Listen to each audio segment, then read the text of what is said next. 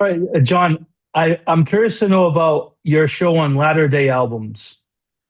Um, I have I have an opinion. I have this weird theory on latter day albums.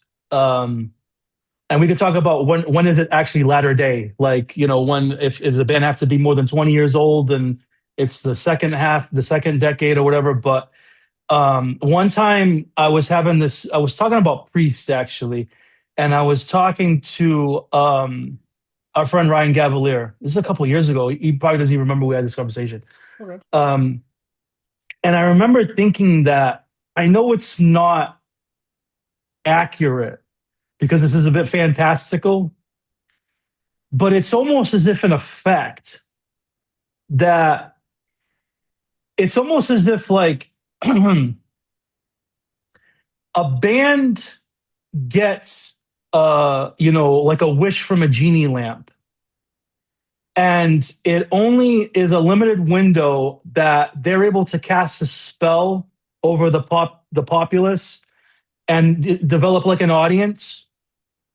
And during the latter day period, it's as if they're going in there and they're writing material, but even if the material sounds good and it's written well, and if you had a time machine and took that same composition and sent it back 30 years and said, hey, play this, and if it was on the classic album, like the fans would take to it, there seems to be this this element that's independent from the actual composition, that the latter day period just doesn't have this like magic. It's almost as if the spell has been lifted. It's only there for a certain amount of time. It's only there for a certain amount of albums that they've released, and then that spell just isn't there anymore. And I was thinking about that. I think I was listening to Firepower, and I was thinking to myself, I was like, wow, like this stuff has good melody. It's recorded well. There's something. What is this? What's missing from here? And um, I think that what happens is there's obvious things like a band is competing with itself now. Yes. I read the latter day albums are a band having a conversation with themselves. The fans are so they know you so well, they know the band the artist so well, that they have their expectations of what they want, and what they want is the feeling that they had when they kissed their first like mate when they were 18, and the song was playing on the radio, and that like nostalgia moment attached to that song has this symbiotic like punch that they have every time they hear on the radio. They're not having that now. They're 50 years old. They don't realize that this is a psychological trick that the mind played. The fans expect it to sound a certain way. When it sounds too much like their older stuff and they're playing it safe, some of the fan base is saying they're playing it safe. When they've evolved and they try something different, some of the fan base says this sounds too different. You can't please them. There's those elements that like we can intellectualize, but even independent from just that, there seems to just be this like, I still think independent from that, there's like this magic that they lose. And I don't know if it's there, and fans just have to work towards it. And it's like a relationship. It's like a married couple that's been married for like 30 years. And it's like they say, like, marriage is work. You got to work towards this relationship. You gotta find new find a new rapport with the artists, that you can't just autopilot on what you loved about them before.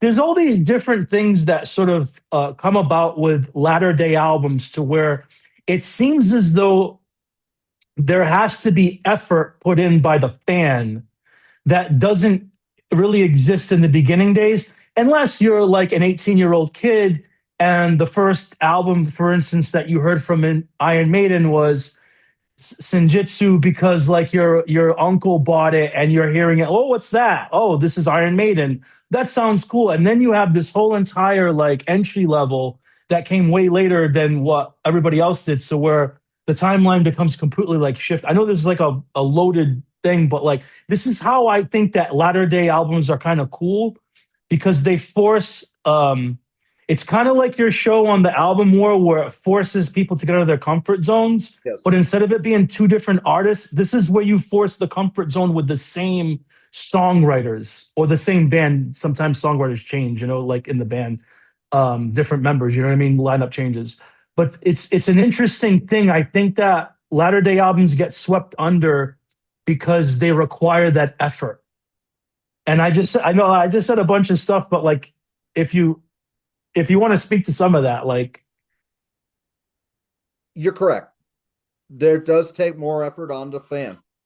It also takes more effort on the artist because most artists are going to be creative when they're in their teens and their 20s, maybe a little bit in their 30s.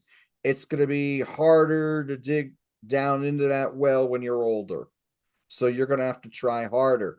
That is why, as bands go on, as careers go on, they're taking more and more time between albums. So that's that.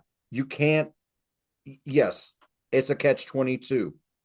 You can't make the same album you made 20 years ago. You're not the same person anymore.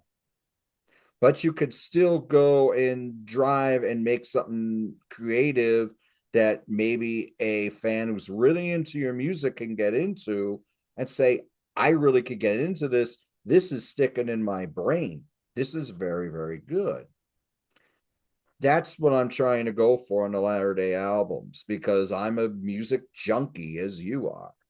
So I don't want to just focus on the albums that made the band, that made their foundation. And I love those albums. I adore the albums. A lot of times my favorite albums in a catalog are the albums before they made it. So I mean, you could do that with Queen. I mean, how many Queen fans have you met who say, "Oh, the first two are the best," you know? just But all, me. yeah, Usually yeah, just me. exactly. Exactly. And I love Sheer Heart Attack, but that didn't do what Night at the Opera, Day of the Races, The Game, News of the World, etc. So yeah, it does take a certain kind of fan to appreciate a latter day album. It's somebody whose music is you're kind of more than a fan. You're because it's deep into your fabric. It's probably it might be music may be the thing you love most of all. So it does take a certain type of fan to get into them. You really have to have passion for music, but at the same time, it's the artist has isn't the same person anymore. You're not going to be 15 again. You know, I could go back and listen to something and still feel like I'm 15 again. But I mean, I want something that's going to stick with me as I get older too. I can still listen to Master of Puppets and still get that same feeling. What I do love, like for example, let's talk about Metallica. You're right. They're the one band that I always think of is if they go back and make a straight up thrash album, the fans are going to be like, oh, this is no Master of Puppets. This is no Ride to Lightning. So what they're doing is they're making it thrash adjacent. They're putting in parts here and there, certain parts of songs here and there, combining it with the more accessible stuff when they became just really heavy, but accessible. Like you can listen to a song like Sabbath True, that's got a swing on it. That's a heavy song, but it's not played at a fast tempo. It just guts it, comes in and just gets at your core, right? So you're combining that stuff and trying to make the best stuff you could. Sometimes you're doing stuff that's a little bit different, and okay, the fans may either love it or they may hate. But as an artist, I think you got to take those chances, even if you've made your millions. You know, I mean, those are the kind of bands that I really like, the ones who somehow keep their hunger. I mean, maybe you don't have as much creativity anymore, but you still have that hunger. I'm still going to try to make something different because this is what I get paid to do. I am a songwriter. I am a musician. That's the core of latter day albums. I mean, the first show I did on latter day albums with Daniel Bosch, Bicycle Legs, we talked about Accelerate. We love REM, but I suggested Accelerate to him, and his eyes got pretty big. He was like, "Oh, I'd love to talk Accelerate." Because when I heard they were going through a phase where their albums weren't so hot. I mean, they were trying different things, but they weren't quite working. So they went and Accelerate, just made this mean and lean rock album. And you would think it sounds like Murmur or Reckoning or Fables of Reconstruction. It really, a little bit. It actually, they sound just as hungry, if not hungrier, on Accelerate from 2008. It sounds like a band reborn, but the songs are great and they're tight. I don't know if they ever made as tight an album as they did Accelerate. To me, that's a band who became uber successful, first on an indie label. IRS bands didn't make it on indie labels in the 80s. And then they went, signed this big contract with Columbia, I believe. And the first album was Green, and Green was big, and Out of Time was big. Automatic for the People was big. Monster was big, although a lot of people sold them back. And then they had, New Adventures in Hi-Fi. Then their drummer leaves. Oh, now you don't have the core anymore. You only have 3 members instead of 4 of the core. And they're bringing in other drummers. They're having some electronic drums, things like that. They're adventurous albums, but I don't know if the songwriting was quite up to snuff. But then after they made 3 albums like that, then they went back and did Accelerate. And to me, I already loved them. I always thought they were a top-notch band, but then I heard that was like a holy shit moment for me. So I'll give you another one, David. The Symbol Remains by Blue Oyster Cult. Now, they didn't make an album for 20 years. It's Curse of the Hidden Mirror. They put out The Symbol Remains, and I remember when that came out during the pandemic. And at that time, we were still wearing masks. And when that came out and I bought it at my local record store, the Gallery of Sound, I was like listening to this in the car, in the parking lot, after I walked out of the store with it. And I'm like, oh my God, they feel reborn again. And I still love that album to this day. But part of it was getting in new blood. That helps a lot too. If you get new blood in the band who are longtime fans, like Richie Castellano is with them now because he plays guitar and keyboards with him. He's the musical director. That helps. Like Symbol Remains be a perfect Latter Day album to talk about. But yeah, because you got 2 of the original guys. Bender since the beginning was there through the ups and downs. We know what Blue Oyster Cult is supposed to sound like. And then we got this new guy in, and he's a lifelong fan. And you hear this more and more with a lot of other artists, I think. But yeah, and I'm hearing remnants of Agents of Fortune here, and I'm hearing remnants of Tyranny Mutation here, and I'm hearing remnants of Fire and Unknown Origin here. And they're doing other stuff that I've never heard on Blue Oyster Cult album. And it all fits. I love that shit. To me, that's what Latter Day albums is all about. Something that, they hadn't, maybe they're not making what they used to make, and then they come back with this banger. And it may have remnants of what we heard before, but it's still fresh. That's where I go with it. And I mean, with that series again, it's like I usually, whoever my guest is, you pick the album, or maybe we'll bounce around a few albums by a certain artist, and then we'll pick one on our own. But so there you go. Another thing that I think about one of the good things about current like Latter Day albums, maybe at least for the past like decade or so, is you see where I'm going. Check where I'm going with this. Um, with the Kiss fan base, especially at the time, how they felt about "I Was Made for Loving You," having the disco like rhythm section and whatnot, right? Yes. And I love that song. Um, but when that song happened, like you were a Kiss fan at that point. Were you aware of Kiss when that? I was aware of Kiss at that time. I wouldn't say I was a Kiss fan. That was 1979. I was 8 years old. I got that cassette probably for Christmas in '84. Okay.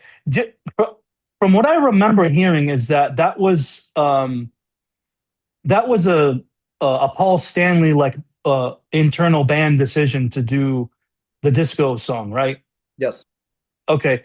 So what ended up happening, it seemed, especially into the 80s and the 90s, and my wheelhouse in back in the late 90s and early 2000s was rap. I listened to hip hop all the time, Okay. and I was militant about it to where I didn't listen to any rock at all.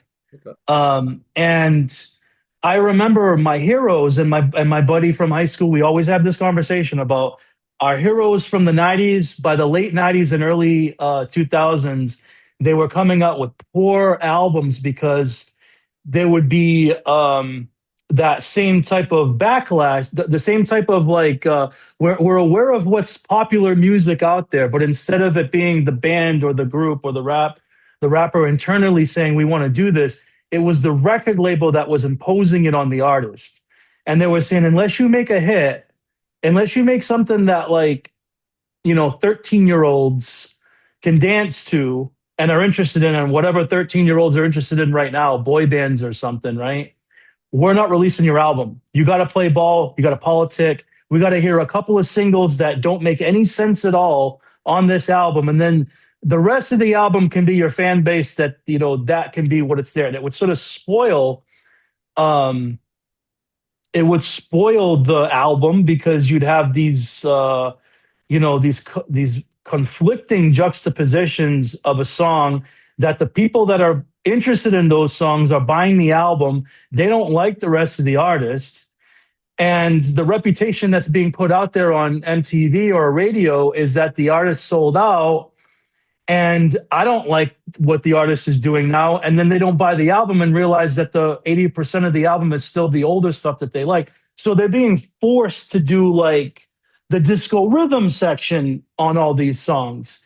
And I bring that up because the way that the record, it reminds me of like Have a Cigar by Pink Floyd, or the lyrics where it's like, which one you got that like, sociopathic, like head of the record label who doesn't give a hoot about what your music is, what your fan base likes. They're just looking at numbers and like the quick buck.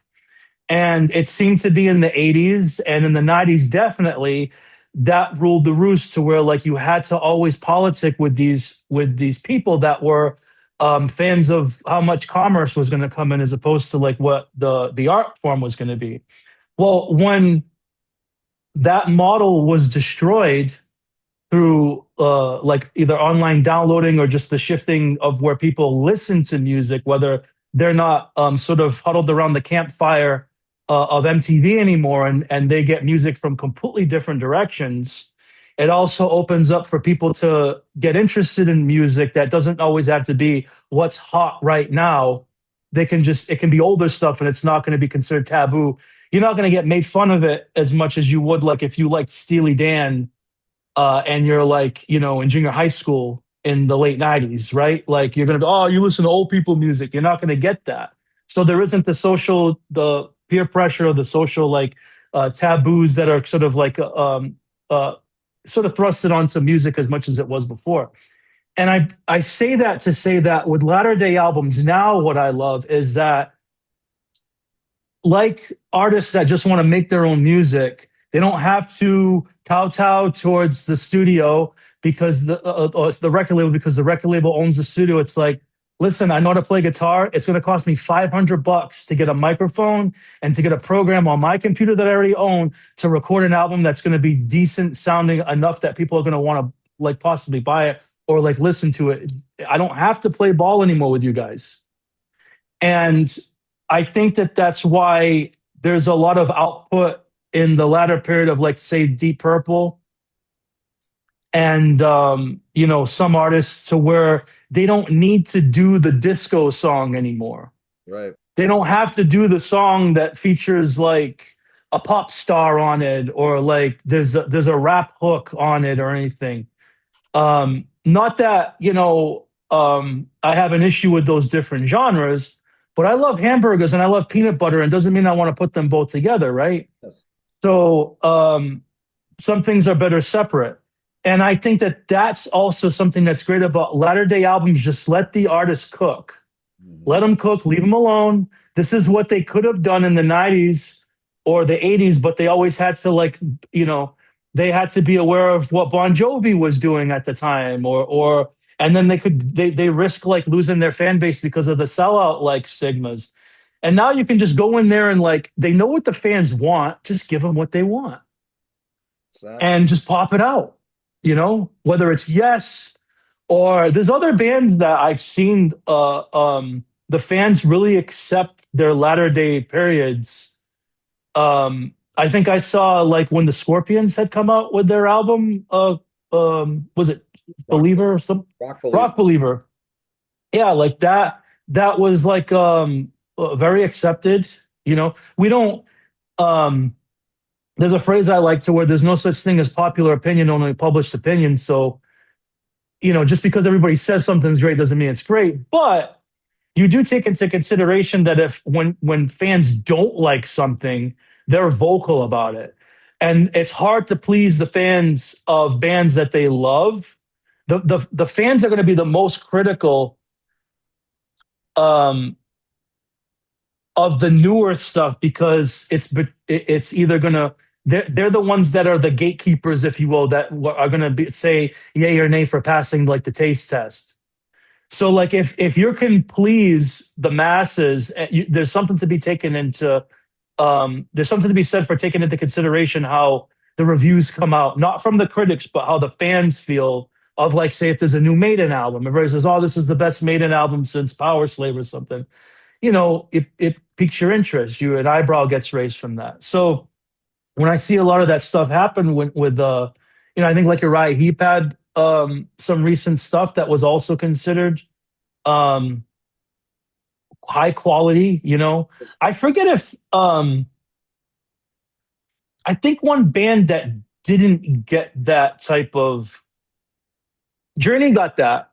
I saw Journey, a lot of their latter day stuff with Arnold in it, sold, and and people were like, "This is some good composition writing in it," because at that time I feel like they need to like it's like they know that their one album, if they're gonna get a fan that's gonna buy that album, that possibly would give him a second chance, this is the last chance.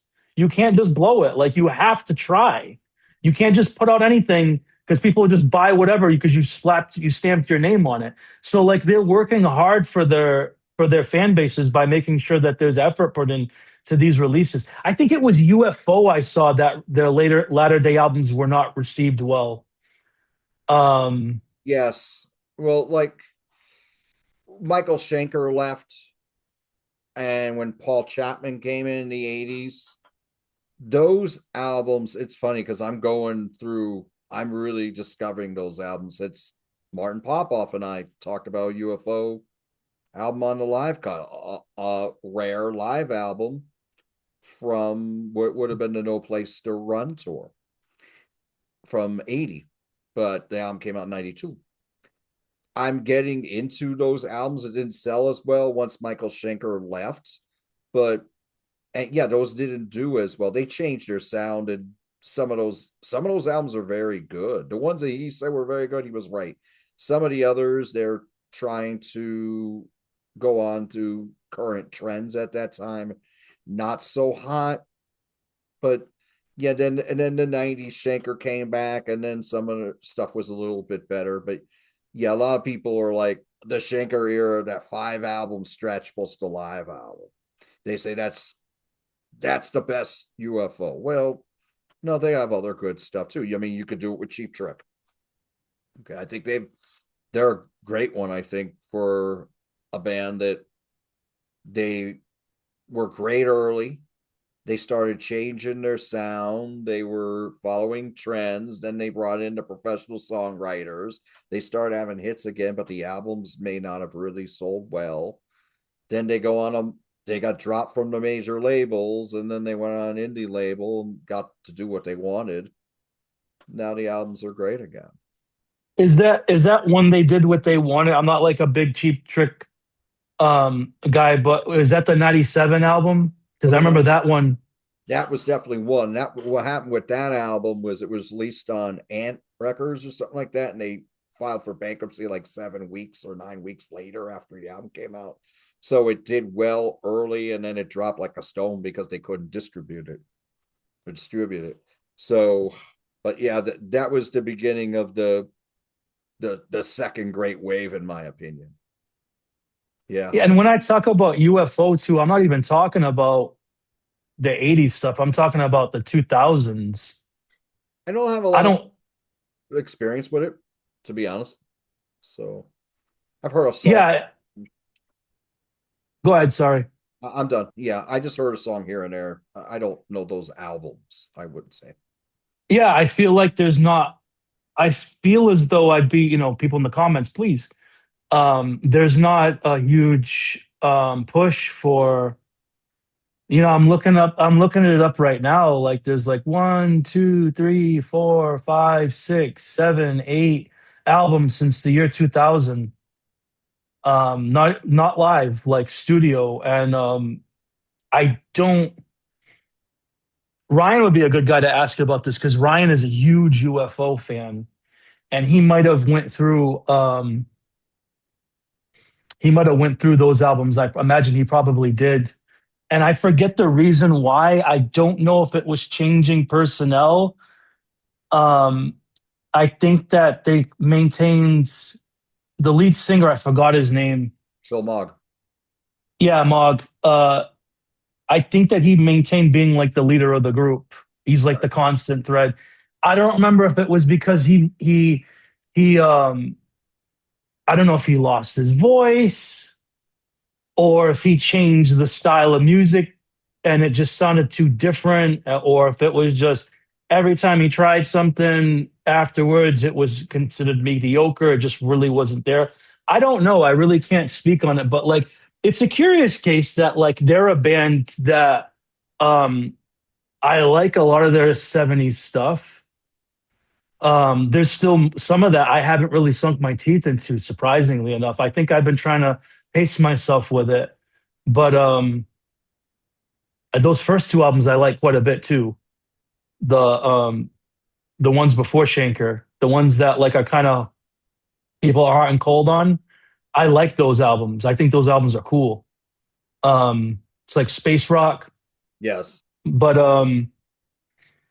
yeah, it's one of those things. And then you got like you got some fans that are gonna love everything no matter what. But I think that it's interesting to see when you win over the general crowd in the latter day. And I think something that has to be said for the fact that you just let them cook. There's no more like A&R guy that's coming in and like forcing them, to do, a song that sounds. Imagine hearing like a Tom Petty and the Heartbreakers song on like let's say like Wildflower. You're familiar with this? Yeah, I know Like yeah, like Wildflower is really cool, right? Imagine hearing like there being a song on there with I don't know LL Cool J. Yeah. LL Cool J, who's, and I laugh not at LL Cool J. LL Cool J is the best rapper probably from 1989 to maybe 1995, in my opinion. Excellent, like top of the line hip hop. But like like why? And the only thing is like he's popular.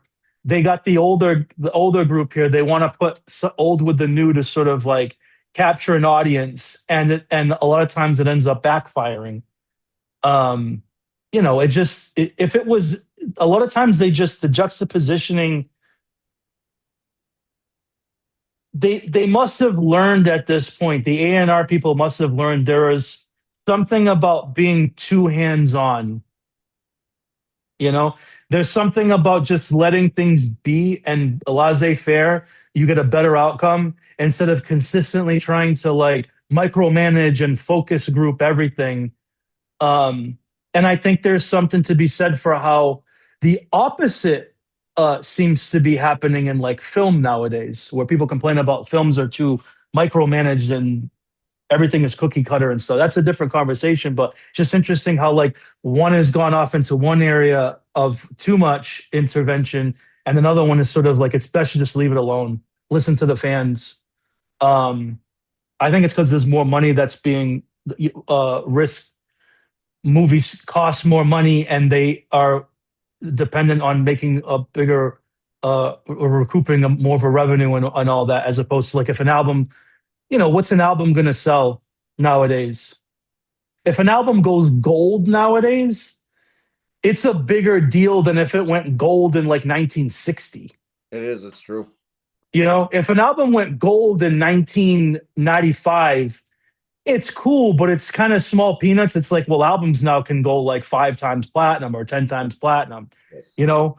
But now it's like if people actually go out and spend the money, and there's a different metric that they use now too with streaming Yes, there's. units, like ends up being like a unit of sales and stuff, which makes sense because you're trying to gauge at least popularity or how much engagement something has. Um, but yeah, um, I love the idea that you do the latter day albums. Thank you. I think it's a really good thing, and I think that I don't want to put words in your mouth, but I would assume that having your own channel always comes with the burden of not wanting to Xerox all the other music channels that exist. And having a series latter day albums, you're going to sort of talk about albums that people haven't talked about. Like if I go on in line and I search for Whitesnake 87, there's like going to be a million videos that pop up. But like you said, Bicycle Legs Eyes Lit Up with, is it Accelerate? Yeah, accelerate. There's probably not that many, there's fans of that album. They can go on YouTube now, they search for that, and there's at least a couple videos to get engagement. Because the way that I look at these videos is when I'm listening to them, it's kind of like I'm in a conversation where I'm just quiet the whole time. Like I got somebody in my living room, a couple people conversing about this, and I don't get a word in because I'm just engulfed on what they're saying. But I think it's cool. I thought that I really wanted to hear about why you thought Latter Day was one of those. You could choose any topics, and that you happened to choose those. Thank you. Thank you. I really appreciate that. And what's really cool about YouTube, I'm not going to take these videos down. I'm going to keep these up. And maybe someday, a few years down the road, maybe you'll get a burst of REM fans and they'll see this video and they'll go out and they'll pick up Accelerate if they choose to, or they'll stream it or whatever. And then they'll like it too. So the thing with YouTube is you could keep these videos up here forever. And, maybe not a lot of people are watching them yet because, you're talking about something that a lot of people aren't, it's not on a lot of people's minds. Let's put it that way. But, down the road, it may catch on. So put it out there. If you build it, they will come. Do you think that there's off the top of your head, there are any latter day albums that come off the top of your head that you think are the best in the catalog? That's a tough one. Among the best,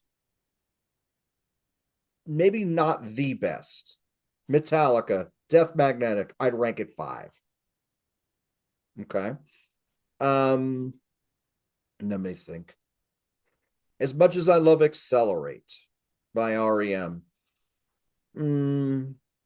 I'd probably go with those IRS albums first. So, you figure that would be around like 6. I mean, I'd have to really go through every album, and it's hard to say. It like there's ones like the Rolling Stones. There's latter day albums by the Rolling Stones I love. I love Steel Wheels.